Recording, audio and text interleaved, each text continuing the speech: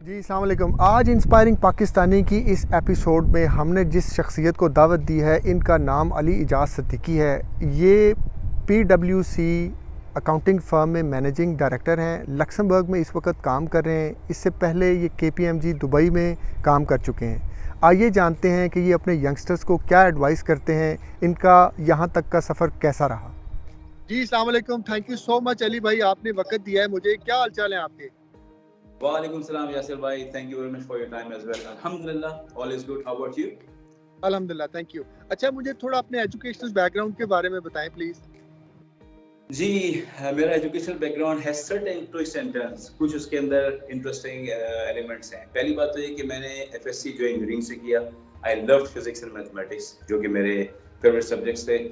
اصل میں میرے بھائی بہن جو ہیں وہ یا تو ڈاکٹرز ہیں یا انجینئر ہیں, اور میرے فادر جو ہیں وہ اکاؤنٹنسی پروفیشن میں ٹیچنگ کرتے تھے, ICAP میں, IBA میں, ICM میں. تو وہ چاہتے تھے کہ ان کی اولادوں میں سے کوئی ایک ایسا ہو جو کہ اس فیلڈ میں بھی ہو, کیونکہ انہوں نے دیکھے تھے بڑے سکسیزفل لوگ اس فیلڈ میں بھی. تو پھر اس طرح سے جب میں نے FSC کیا تو انہوں نے کہا اوکے بسائڈس پلئنگ کرکٹ آپ کیا کرنا چاہتے ہو. تو میں نے کہا I'm open to multiple options. میں A1 گریڈ تھا میرا ایکچولی FSC میں, تو انجینئرنگ بھی کر سکتے تھے. پھر انہوں نے کہا ایسا کرو اکاؤنٹنسی میں آ جاتے ہیں. تو اکاؤنٹنسی میں پھر میں نے اسٹارٹ کیا ACCA کے اندر ایونچولی, اور پھر ساتھ ساتھ میں نے BCom بھی کیا.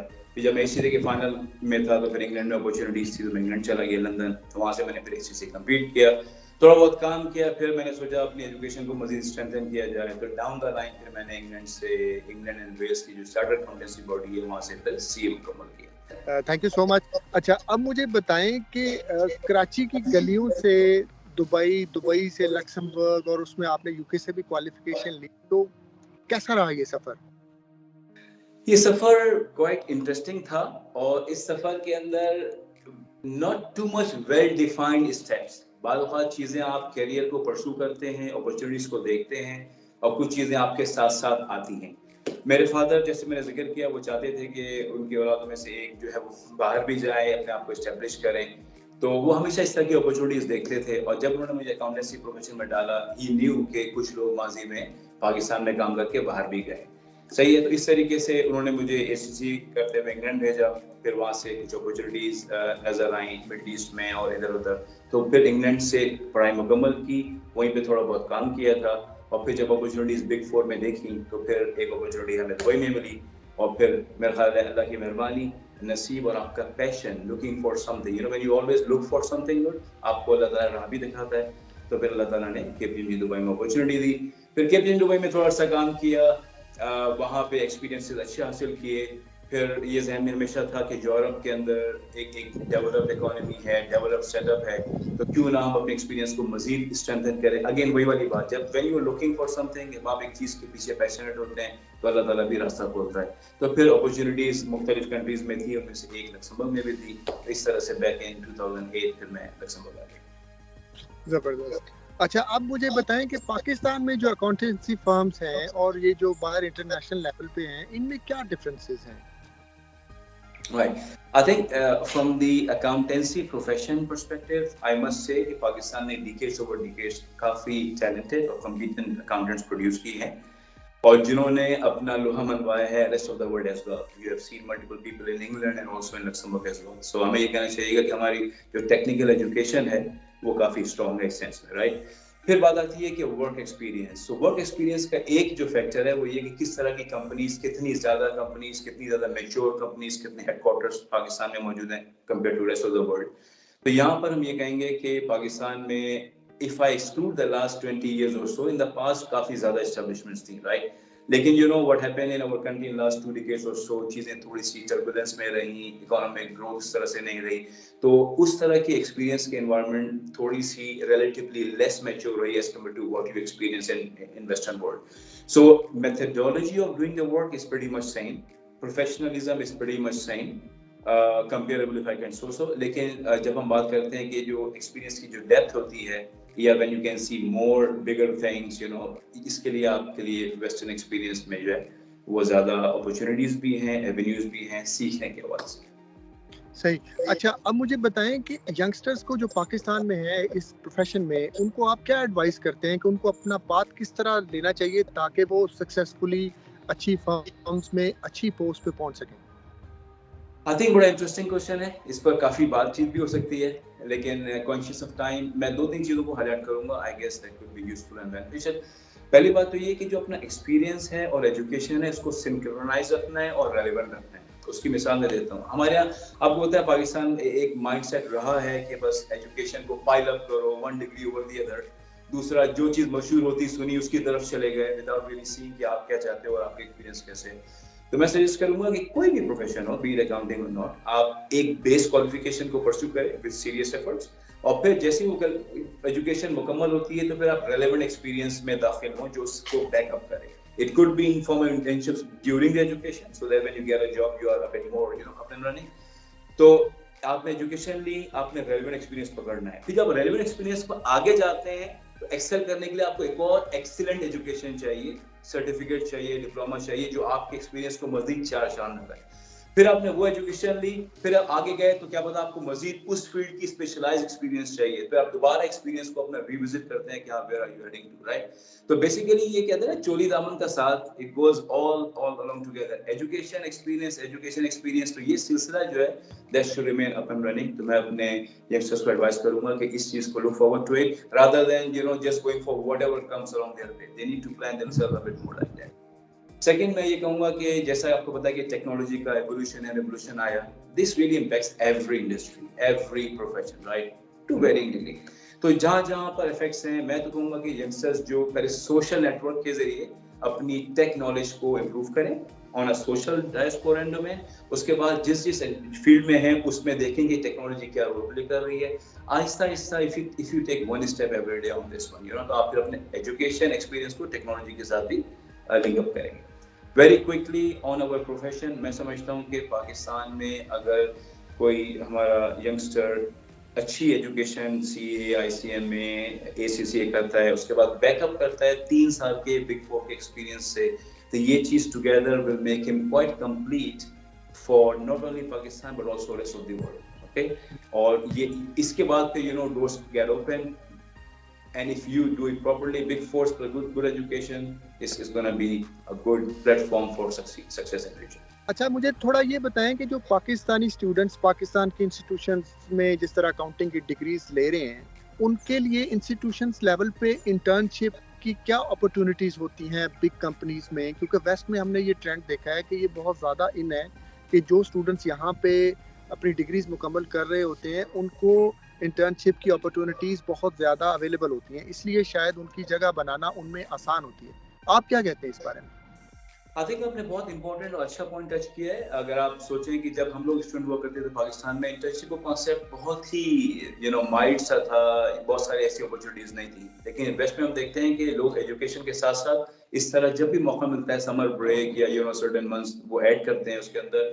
اس سے کیا ہوتا ہے کہ جس کمپنی میں انٹرنشپ کر رہے ہیں وہاں بھی چانسز کھلتے ہیں, ادروائز اس ریلیونٹ پروفیشن کے اور آپشنس کھلتے ہیں. تو میں جانتا ہوں کہ پاکستان میں یہ over the last few years اور سو یہ اسٹارٹ ہو گیا ہے. میرے کچھ کزنز ایسے ہیں جنہوں نے let's say I B S سے ایم بی اے کر رہے تھے, انہوں نے بیچ میں بینک جوائن کیے فار انٹرنشپس ایز ویل. میں سجیسٹ کروں گا کہ یہ بہت امپورٹنٹ اسپیکٹ ہے, اس سے آپ کی کیریئر لائن بھی واضح ہوتی ہے. میں جب آپ کو ایک ایجوکیشن لے رہے ہوتے ہیں اس میں مختلف طرح کے سبجیکٹس پڑھ رہے ہوتے ہیں.